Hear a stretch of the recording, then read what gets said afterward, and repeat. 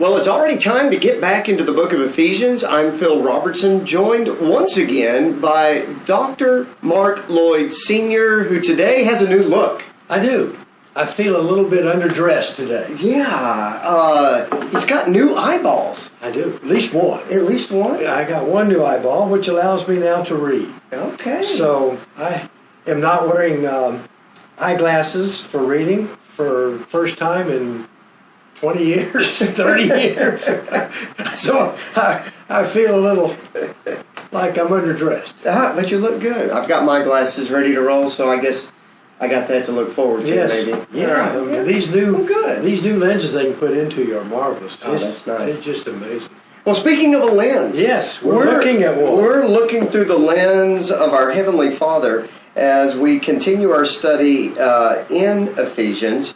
And specifically right now, if you've been following along with us, you know that we're in Ephesians 5 and we're talking about the family. And I'll just say before we really get into this, Mark, to me this is fascinating that when you look at the Lord's will regarding the home, it's never changed. And the instruction given here isn't just from the first century. This literally goes back to the very first century. This takes us all the way back to the garden. The first man and woman who became husband and wife. Mm-hmm. And his instructions to them are exactly the same instructions that he gives to Paul here to give to these Ephesian brethren in verse 31. Exactly the same instructions. And it is kind of powerful to think that before the Lord created any government, even any written law, as we would say with the law of Moses, or even the church, the first institution was the family. The family. And you might say everything with respect to our communal lives, our communities, our neighborhoods, our churches, our cities, our entire nation, it really rests on the foundation of the family and the family unit. And it does. And in the beginning, we sometimes misconstrue children coming into this world after so-called man and woman had sinned. And so maybe reproduction began after they had sinned. I don't believe that, because he had said to them before they had sinned that the instructions were to replenish the earth, to go ahead and multiply. Right. And so I think those instructions were there. Now, how closely that came as far as children are concerned, or whether either one of these children were conceived before they sinned, we don't know that. The story, he just goes into the story of sin multiplying and using Cain as an example of that sin, and that's what happened. But these instructions were given to man and woman from the beginning. Well, and I think you could also see with the first family, when the structure of the family breaks down, even at that most fundamental and most important relationship, husband and wife, when that begins to break down, everything else can just crumble with Exactly. And so, well, let's get into our text, and I think we'll just start in verse 31. How's that? Okay. But then read on into chapter 6. Ephesians 5, verse 31, and we'll go through verse 4 of chapter 6. Therefore a man shall leave his father and mother and hold fast to his wife, and the two shall become one flesh. This mystery is profound, and I'm saying that it refers to Christ and the church. However, let each one of you love his wife as himself, and let the wife see that she respects her husband. Children, obey your parents in the Lord, for this is right. Honor your father and your mother. This is the first commandment with a promise, that it may go well with you and that you may live long in the land. Fathers, do not provoke your children to anger, but bring them up in the discipline and instruction of the Lord. Let's just begin from a pastoral perspective. As a pastor, which you are and have been for many years, how important is this? And how many times have you referred to this when counseling and speaking to people? Oh, I mean, if we're going to keep the family unit together, it starts with the husband and wife. And I would say an interesting side point is that what was Adam and Eve thinking when the Lord said to them, "You shall leave your father and mother and shall cleave to your wife"? Okay, who's my mother and who's my father? And another interesting thing is this term cleave. Right. Or hold fast, as I had. Well, it is, but my point is, when you think of a cleaver in some case, a cleaver is a divider. And so there is two meanings to this term cleave, and we have to really understand that. In this case, it's hang on to, grab hold of, stay with, and not come down with the cleaver. Have you seen the cleaver before? I understand, Miss Diane. But it's so interesting. There's two meanings to that word, but in this case, it's hold fast, hold to. Well, and the word also, if you were to look at it in the Hebrew, it's almost the same word that you would get for glue. Yes. To fasten, to come together. And to me, the emphasis is on being one flesh. So if you think about parenting, the first thing a parent needs to do is not focus on the child. Focus on your relationship with your wife. That's the first place. And this idea of one flesh, a lot of people, and I think appropriately so, is the union of man and woman. But more importantly, that idea of one flesh is just that your togetherness is such that you are a new unit in one flesh. And that's how close you are. You become another unity. The two of you become now one. And consider that idea of this one flesh as being one person, one of mind, one of thought, one of all of these things. And he describes it there as being one flesh. And so there's so much more to that term than just the idea of sexual union. And verse 33 to me is also very important with respect to how you keep that one flesh continuing. Wives, respect your husband.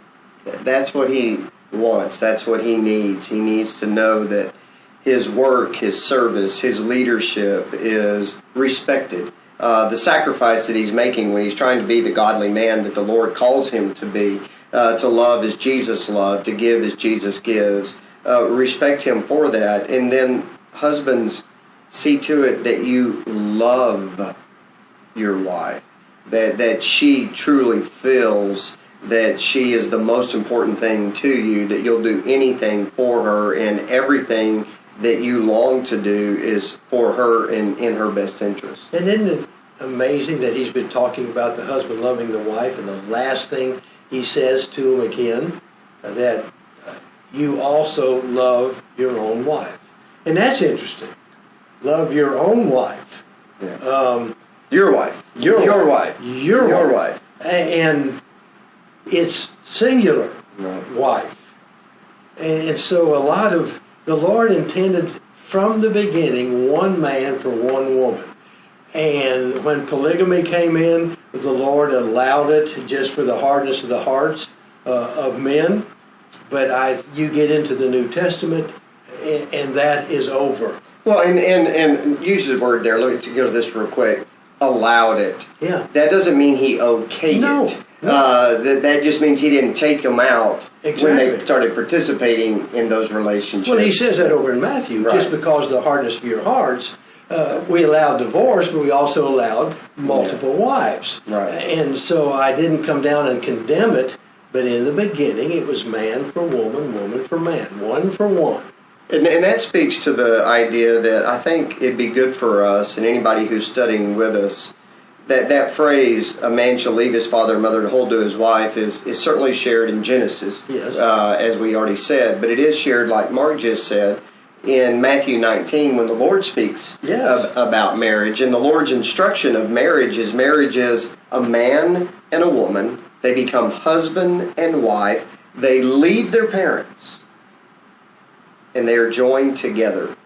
And what God has joined, as we sometimes say in all of our wedding services, let not man separate. And that was the intent, and that was the design for the family unit. And the Lord is specific, and where He's specific, man for woman, woman for man, He doesn't have to say woman for woman, man for man. Right. He doesn't have to say those things. Right. Marriage was instituted man for woman, woman for man. Interesting you said that. It was in the news not too long ago of a congressman who got before Congress and was just saying, here's what the Lord has to say about same-sex unions, and he was just silent. Yeah. But, well, the Lord did address it. Yes. He addressed it right there in Matthew 19. He doesn't have to say everything it isn't. He said, here's what it is, and that's what it is. Can you imagine how much the Lord would have to say if He had to say everything you couldn't do once He's told you what to do? Yeah, and another argument for that, too, was the Lord told the disciples in John 14, 15, and 16, the Spirit's going to come and tell you everything. And boy, Paul doesn't make it ambiguous at all. No. He's very clear about what the Lord desires in a sexual relationship and how things should go to be pleasing to God. Look at 1 Corinthians 7. Yeah. Look at this particular passage. 1 Corinthians 6 as well, yeah. In 1 Corinthians 6. So, yes. And he's saying the very same thing that the Lord said. So nothing has changed from that time to when He reveals it to Paul. It's all the same. So let's segue now into parenting. What's interesting is through the husband-wife relationship, as he describes it here from verses 22 to the end of chapter 5, we know that he's really focusing on the church.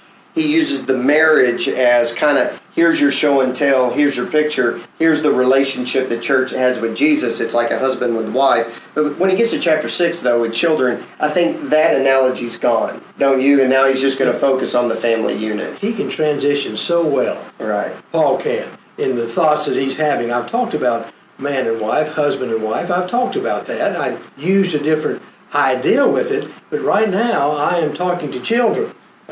Children, you have a responsibility, and here it is. It's almost as if he's kind of just pauses and goes, kids. Turns and looks at the kids. You. Well, what's the natural conclusion of husband and wife and those unions together is children. Sure. So the very next thing that I've got to address in the family situation are the children. And children, obey your parents. This is a quote from the Ten Commandments. Yes. And the first commandment with a promise. And what a promise it is. Yes. If you obey your parents, you obey God's law, you're going to enjoy life in the land. It's going to be good for you. If you don't, it's well. Yeah. Well. We found out some of those wells in days gone by. But simple instructions from the Lord through Paul, the Holy Spirit, to the Ephesians and then to us. Simple instruction. Obey your parents. How difficult is that? Because it makes things better as far as the family relationship is concerned. So you and I will probably get off into this idea of in the Lord for a minute, but the key is it's simple instruction. Children, you have a responsibility to obey your parents. Well, if you want to talk about in the Lord, I think that speaks more to the parenting with the Lord's will. Exactly. But the child is also understanding that there is a hierarchy. And I think that's important for all of us to remember. There's always a hierarchy, and that's God's design. Father and son. We see that in the life of Jesus. Husband and wife. Jesus and the church. Parents and children. Yes. And so there's submission here by the children, just like there's submission by brethren to one another in verse 51 of chapter 5. Every relationship you just mentioned has what component in it? The lesser is doing what to the greater? Obeying. And listening. And submitting. And submitting. Right. Just think about that. Mm-hmm. Christ had to obey God. Yeah. Well, now that is a thought, isn't it? Yes. we really don't give that enough. That obedience is what crowned him to be the Lord and sovereign of everything. It's because you obeyed the Lord and did what He asked you to do, and that was die. And he had so much trust in the Father's will. Yes. Even though it was not comfortable for him. And so women, in a sense, should have trust in their husband. Sometimes the husbands need to earn that trust, and I know many husbands that should do that. But the point is, in the relationship, it's easy to submit, to obey, if you have somebody who's behaving like they're supposed to behave. And so now I'm doing what the Lord has asked me to do. And women hate to use that idea, I have to obey my husband. Well, that's what we're talking about here. Every lesser relationship has an obedience component to it as far as that relationship is concerned. Well, but the one leading also has an obedience component to it. So the parents here have their thing. They have to be in the Lord. They have to be doing what the Lord would want them to do as far as their children is concerned. In verse 4 it gets into the manner of that leadership. Mine says fathers. Does yours say fathers? Yes. Okay, fathers. I've looked at the Greek, and in some will say it kind of refers to leaders in the family, so it could be father and mother. It's not simply saying only fathers aren't supposed to make their children angry, but if we're all kind of honest, fathers generally provoke more wrath at times than mamas do, because we're not as nurturing sometimes as mamas. But the thing is, lead your children in a way that you are not provoking them, but you're guiding them in the Lord's admonition or discipline and through the instruction of the Lord, so that they see the value of this instruction. Yes. And like you said, I think mothers more innately are capable of doing that. Mm-hmm. I think a mother's love is going to be so superior, not to the father, but to all of those other feelings she has for the children. So she's, in her discipline and in her admonition, she's going to go beyond trying not to provoke and to create anger in that relationship. The father needs that instruction maybe a little more than the mother does. And so the fathers, he's saying here, you temper yourself. You're on a line here that you have a responsibility to your children. You want your children to come up in the Lord, and the best way to have that as you discipline and instruct them is don't provoke them. And so men many times have to learn that. The word discipline or admonition, a lot of us may quickly go to the Proverbs, spare the rod, spoil the child. Yeah, but that may be part of it. That's only part of it. Yeah. I mean, and the idea of that kind of discipline, we need to understand that any discipline of that nature is merely the attention device. There's something here that needs immediate attention. But the true admonition comes through instruction. Yes. And with our children especially, we got to be creative. We got to think. We're trying to get a point across so that behavior doesn't happen if it was negative behavior again, or get the point across so behavior that is good behavior will become repetitive again. And I think that's something that really fathers and mothers need to really spend some time thinking about and reading about and growing in their role as leaders so that their children can grow up in the Lord and not be provoked. Yes, this idea of discipline to me is just systemic training. Sure. And the other point that I would make in this, that no two children are alike. Right. And so you have to learn more than one. If you have two children, you have two ways to learn to discipline and instruct. You have a third, you have three ways, because each child's going to be different, and you have to adjust yourself to how am I going to raise that child in the discipline and instruction of the Lord and not provoke them. I have to learn that with each child. And we have to kind of learn ourselves too. Exactly. That's because the point. So I mean, it's like you may be able to relate more with the attitude or the personality of one child that you don't relate to the other, and so watch yourself in the way that you're sharing this instruction. There's so much is involved in this passage. Yeah. So much. Yeah, I like the Enneagram personality or something that you look at your children, but and also you can think of the 5 love languages. Have you ever heard of that book? We talk that to parents. There's a way that you want to be loved that really speaks to you. Well, children are the same way. The children will let you know that. Yeah. Well, what is their love language? But ultimately, here's the deal. In the Lord, you're seeing a repetitive phrase here. In the Lord. Obey your parents in the Lord. Bring up your children in the discipline and instruction of the Lord. Let the Lord and His will be your guide. Yes. And that'll be your greatest asset. And, well, this is your best toolbox to building children. And I think the bottom line of this is you want to save your children's soul. And so that's what he's saying here. Ephesian parents, you have a responsibility. You want to save your children, this is what you do. But children, if you want to be saved, just obey your parents because they have your best interest in mind. Obey your parents. I know sometimes it's difficult. Where did he learn all this? He doesn't know anything. Children, obey your parents. We could go on and on about this. Today's lesson a little more practical, not maybe as you might say in-depth in the Greek or the verbiage, but a very practical lesson, and I've enjoyed it, Mark, very much. Anything you want to share with folks? No, we're kind of out of time here. We're kind of out of time. How about we do this? How about we encourage parents, but also encourage parents, first of all, as spouses.